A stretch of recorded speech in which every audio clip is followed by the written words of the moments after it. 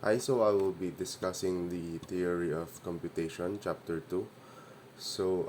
First, what is theory of computation?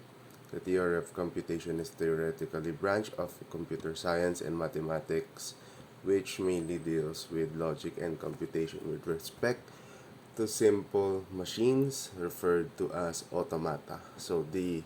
This theory enables scientists to understand how machines compute, function, and solve problems. And the main motivation behind this developing automata theory was to develop methods to describe and analyze the dynamic behavior of discrete systems.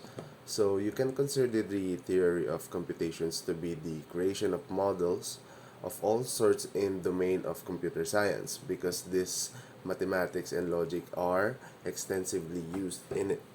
So in the 20th century, the theory of computation was separated from mathematics and became an independent academic discipline on its own. So in order to carry out rigorous study of computation, computer scientists work with a mathematical abstraction of computer known as model of computation.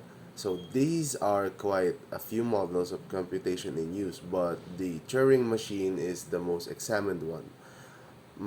The computer scientist studies the Turing machine due to the fact that it is simple to formulate and can be analyzed and used to prove results. So the Turing machine is also studied extensively because it represents what several computer scientists consider to be the most powerful possible and reasonable model of computation. So it could look like the potentially infinite memory capacity is an unrealizable attribute, but in decidable problem that can be solved through the use of Turing machine will always need only a finite amount of memory. So why is the theory of computation important?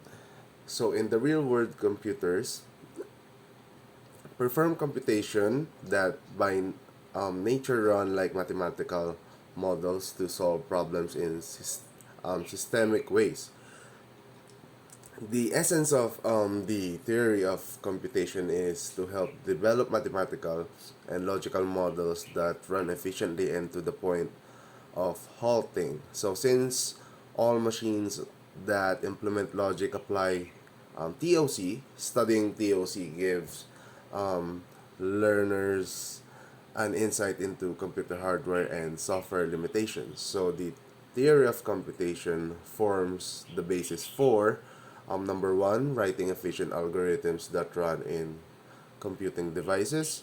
Number two will be programming language research and their development. And number three will be efficient compiler designs and construction. So what is theory of computation used for? So the theory of computation is a field that combines computer science and mathematics on focus on how efficiently problems can be solved on a model of computation through the use of an algorithm. So this branch of computer science decides and studies the general properties of computation, which aid us in increasing the efficiency of which computers are able to solve problems. So this is carried out when you estimate the validity of the solutions provided by the computer through the theory of computation. And you proceed to alternate the algorithms so that you are able to obtain a solution with greater degree of reliability. So this branch of computer science has proven useful in solving problems in a wide range of fields other than computer science. Some of these fields include physics, economics, and biology.